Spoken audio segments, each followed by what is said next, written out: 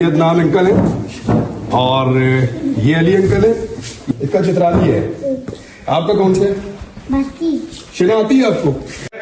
मुझे I can imagine कि जब आप अपने किसी हीरो को मिलते हैं तो आपको वो फीलिंग कैसे आती है। वो मुझे एक्साइटमेंट ऐसे है कि बेशुमार लोगों को हम मिलते हैं रोजाना, लेकिन मुझे बड़ी आज सुबह की एक्साइटमेंट थी। मैं एक्सपेक्ट कर रहा था 2 घंटे बाद, तो मैं ये सोच रहा था अब ये 2 घंटे कैसे गुजरेंगे। फिर मैं सोच रहा था कि मैं कैसे मिलूंगा, क्या करूंगा, वो किस तरह के कपड़े पहन के आएंगे। जनाब मैंने सफेद शलवार अपनी दाढ़ी इसलिए करवाई बकायदा, मैंने मैं ये पहनूंगा।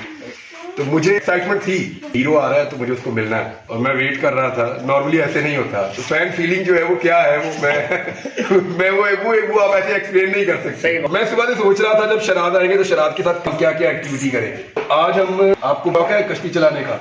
कश्ती चलाने का शौक है। चलाएंगे आपने पहले? नहीं किया। तो आज कश्ती चलाएंगे, ठीक है। चलाने का शौक है? घोड़ा चलाने का शौक है। घोड़ा चलाया कभी पहले?